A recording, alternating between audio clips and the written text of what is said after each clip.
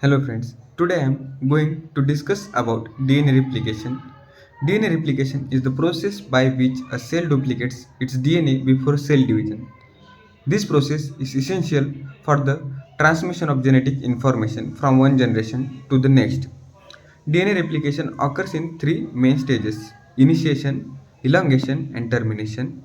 Firstly, initiation. The first stage of DNA replication is initiation. It begins with the unwinding of a double helix structure of DNA by an enzyme called as helicase.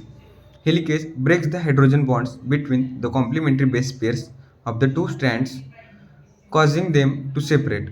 This creates a replication fork where the two strands are exposed and available for replication. Once the replication fork is formed, a protein called primase binds to the single-stranded DNA templates and synthesizes a short RNA primer. This primer serves as starting point for DNA polymerase, which is responsible for synthesizing the new DNA strand. Secondly, elongation. The second stage of the DNA replication is elongation. It involves the addition of nucleotides to the growing DNA strand by DNA polymerase. The polymerase reads the template strand in the 3' to 5' direction and adds nucleotide to the new strand in the 5 to 3 direction. The DNA polymerase moves along the template strand. It continuously adds nucleotide to the new strand, forming complementary sequence. The leading strand is synthesized continuously in 5 to 3 direction, while the lagging strand is synthesized discontinuously in short fragments called Okazaki fragments.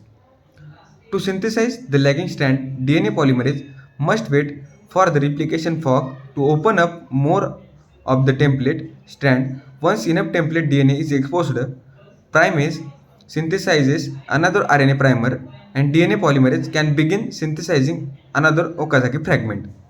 Lastly, termination. The final stage of DNA replication is termination. It occurs when DNA polymerase reaches the end of the template strand or encounter another replication fork.